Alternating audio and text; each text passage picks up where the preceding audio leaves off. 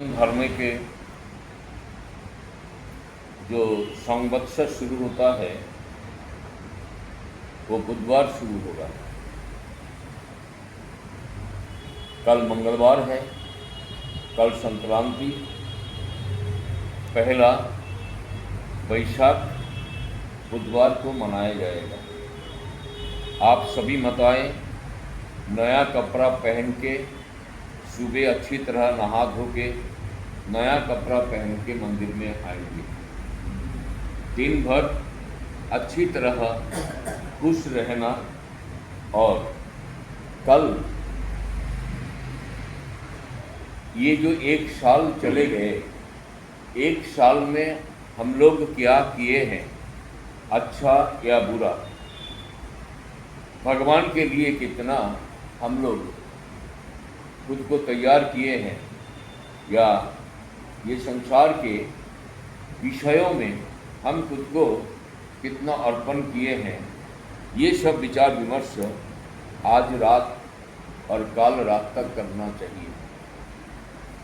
परसों से ये पिछले साल का कोई भी हिसाब निकास नहीं करके नया साल हम किस प्रकार प्रभु की भक्ति में खुद को लीन करा सकते हैं और प्रभु की सेवा में कितना खुद को अर्पण कर सकते हैं, वो हमें सोचना चाहिए।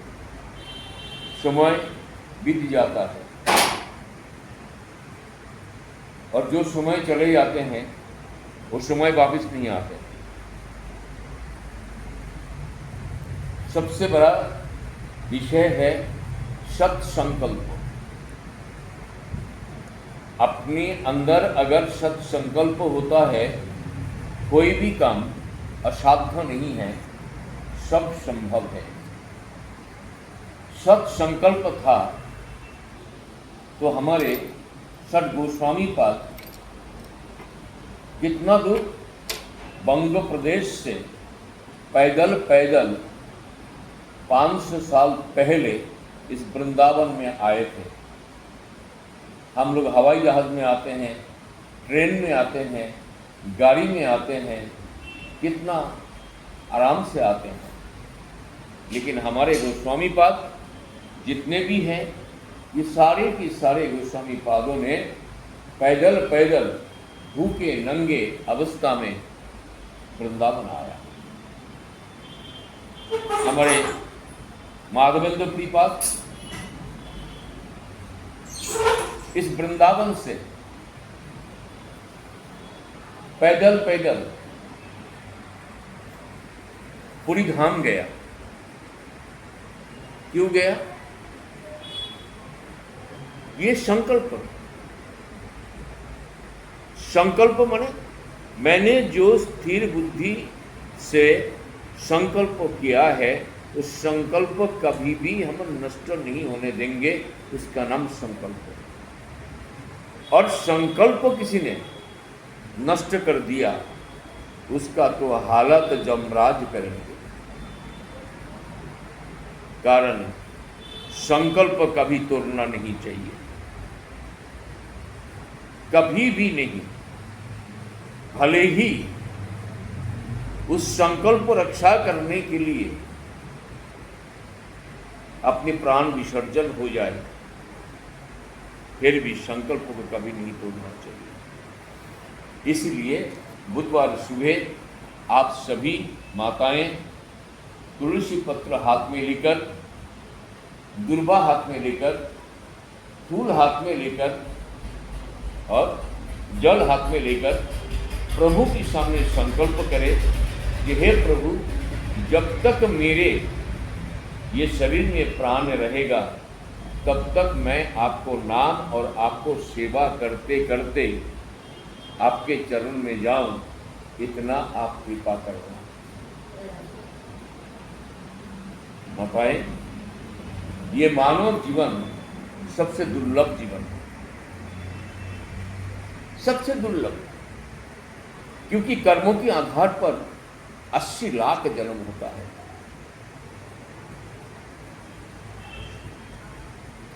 कर्मों के आधार पर 80 लाख प्रकार के जन्म होता है।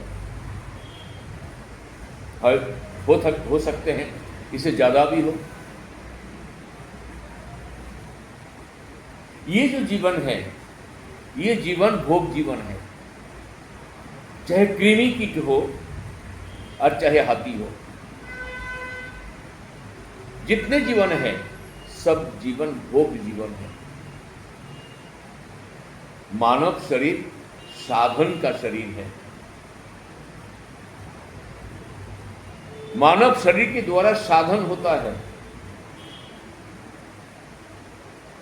इसीलिए पिछले एक साल में हम लोग प्रभु की संतोष प्रदान करने के लिए कितना साधन किया, कितना माला किया, कितना कथा कीर्तन किया, कितना प्रभु का चरणों में मन को डुबो के रखे, ये सब विचार करना चाहिए।